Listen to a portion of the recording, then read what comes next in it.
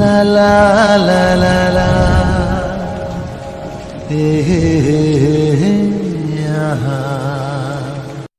Hi అండి, ఇది కొంచెం కాంట్రవర్షియల్ టాపిక్ అండి.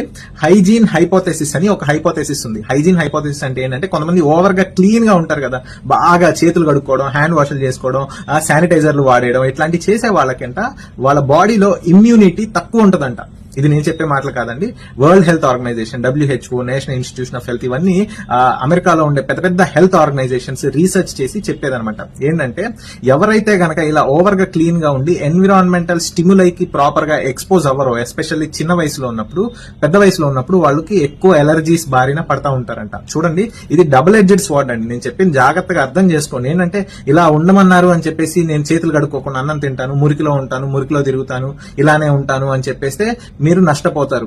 ఏంటంటే, గ్రేడెడ్ ఎక్స్పోజర్ అంటే ఏంటి? ఇప్పుడు సపోజ్ చిన్నపిల్లలు ఉన్నారనుకోండి, వాళ్ళకేంటి, అప్పుడప్పుడు పార్క్ కి తీసుకెళ్ళండి, పార్క్ లో ఉండే ఎన్విరాన్మెంట్ కి ఎక్స్పోజ్ చేయండి. పిల్లలకి పాలెన్ గ్రెయిన్స్ ప్రాపర్ గా ఎక్స్పోజ్ అవ్వకపోతే పెద్ద అయిన తర్వాత పాలెన్ గ్రెయిన్ ఎలర్జీ ఉంటుంది. అంటే ఒకేసారి పూలు వాసన చూపించమని కాదండి. అలా ఎన్విరాన్మెంట్ కి వెళ్తే ఏంటంటే, ఆ ఎన్విరాన్మెంట్ లో ఉండే స్టిమ్యులై అన్ని మనకి తెలియకుండానే మన బాడీకి ఎక్స్పోజ్ అవుతాయి. అర్థమైందా? నువ్వు వెళ్ళి అక్కడికి వెళ్ళి దానికి ఎక్స్పోజ్ అవసరం లేదు. టెర్రస్ మీదకి వెళ్తే ఆ గాలికి ఎక్స్పోజ్ అవడం వల్ల, అప్పుడప్పుడు సన్ కి ఎక్స్పోజ్ అవడము, పిల్లలందరూ ఆడుకుంటా ఉండేటప్పుడు చిన్న చిన్న మట్టి, బురద, ఇట్లాంటి చిన్న చిన్న వాటికి పిల్లలు. జామాకులు ప్రస్తుతం ట్రెండింగ్ లో ఉన్న లీవ్స్. సోషల్ మీడియాలో ఎక్కడ చూసినా వీటి గురించే చర్చ. ఇళ్లలో విరివిగా ఉండే ఈ జామ చెట్ల ఆకులను ఈ-కామర్స్ సంస్థలు అమ్ముతున్నాయి. 100 కోట్ల బిజినెస్ అవుతున్నట్లు అంచనా వేస్తున్నారు. జామ ఆకులకు ఎందుకింత డిమాండ్? వీటి వల్ల ఎలాంటి ఉపయోగాలున్నా తెలుసుకోవాలంటే లెట్స్ వాచ్.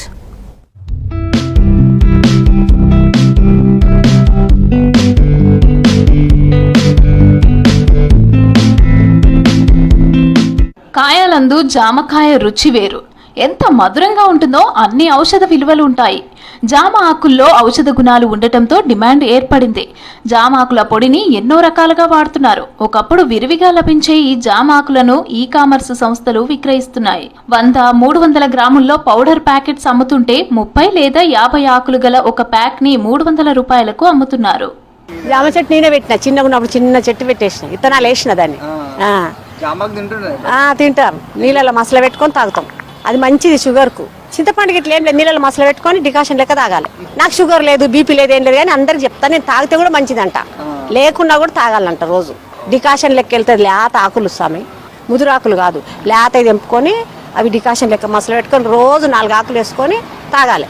జామ ఆకులను చింతపండుతో కలిపి తినటం వల్ల లేత జామాకులను వేసి ఉడికించిన నీళ్లను తాగడంతో దంత సమస్యలు రావన్నారు ప్రజలు. వీటితో జీర్ణ సమస్యలు తగ్గుతాయని తెలిపారు. గ్యాస్ తో బాధపడే వారికి జామాకులతో ఉపశమనం కలుగుతోందన్నారు పబ్లిక్. నేను చిన్నప్పుడు తినేవాడనే, చాలా సార్లు తిన్నాను, కానీ ఈ మధ్యకాలంలో తింటలేను. అప్పుడు మా తాత చెప్పినప్పుడు తిన్నా, మోహన్ రెడ్డి. మా తాత చెప్తుండే ఇట్లా బాగుంటుంది టేస్ట్, అంటే టేస్ట్ కోసం తిన్నా. అవును, నేను కూడా చూసా రీసెంట్గా. అది దాన్ని మనం ఎప్పుడు పర్చేజ్ చేయలే, షుగర్కి, దానికి, దేనికి. ఎక్కువగా బయట ఆహారం తినలేని పరిస్థితులు వచ్చాయి. కరోనా తర్వాత ఆరోగ్యంపై ప్రజల్లో అవగాహన పెరిగింది.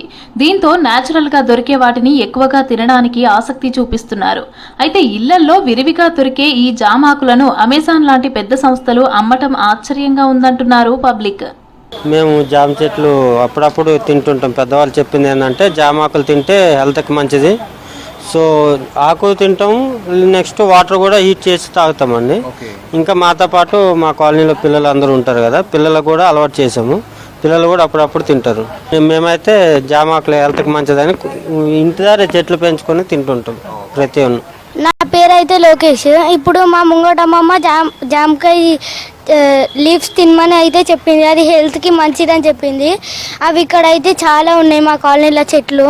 టేస్ట్ బాగుంటుంది. ఉప్పు ఇంకా కారం, చింతపండు వేసుకొని తినాలి. జామాకులని ఫుడ్ ఇంగ్రీడియంట్స్ తో పాటు మెడిసిన్స్, కాస్మెటిక్స్ లోనూ ఉపయోగిస్తున్నారని తెలిపారు ఎక్స్పర్ట్స్. జామాకులను గత ఏడాది ప్రపంచవ్యాప్తంగా 2600 కోట్లకు పైగా మార్కెట్ జరగగా 2033 వరకు 5000 కోట్లకు చేరుతుందని అంచనా వేస్తున్నారు నిపుణులు.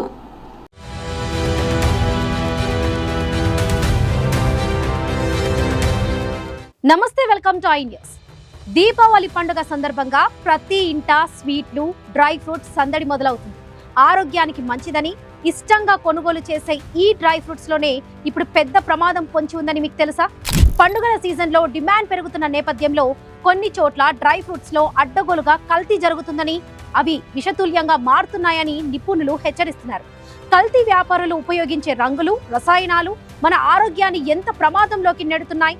అసలు కల్తీ జరుగుతుందని తెలియకుండా కొనుగోలుదారులు ఎలాంటి పొరపాట్లు చేస్తున్నారనేది చూద్దాం.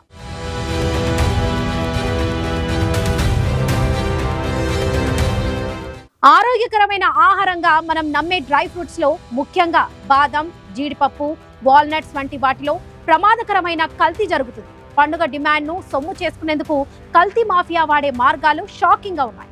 తక్కువ నాణ్యత గల డ్రై ఫ్రూట్స్ ను ఎక్కువ ధరకు అమ్మేందుకు వాటికి కృత్రిమ రంగులు, ఆర్టిఫిషియల్ కలర్స్ అన్నమాట, మెరుపు కోసం హానికరమైన రసాయనాలను పూస్తున్నారు. ఈ రంగులు, రసాయనాలు కాలేయం, కిడ్నీలు, ఆరోగ్యంపై తీవ్ర ప్రభావం చూపుతాయి. అంతేగాక పాత లేదా పాడైపోయిన డ్రై ఫ్రూట్స్ ను కొత్త వాటిలో కలిపి అమ్ముతున్నారు. అందుకే కొనుగోలుదారులు అత్యంత అప్రమత్తంగా ఉండాలి. ముఖ్యంగా దుకాణాల్లో బాగా మెరుస్తున్న లేదా సహజ రంగుకు భిన్నంగా కనిపిస్తున్న డ్రై ఫ్రూట్స్ ను కొనేటప్పుడు అనుమానించాలి. నిపుణులు చెబుతున్న చిట్కాల ప్రకారం డ్రై ఫ్రూట్స్ ను చేతిలోకి తీసుకొని రంగు అంటుతుందేమో పరిశీలించడం, పూర్తిగా మూసి ఉన్న ప్యాకెట్లోనే కొనడం, విశ్వసనీయమైన దుకాణాల నుంచే కొనుగోలు చేయడం అత్యంత ముఖ్యం.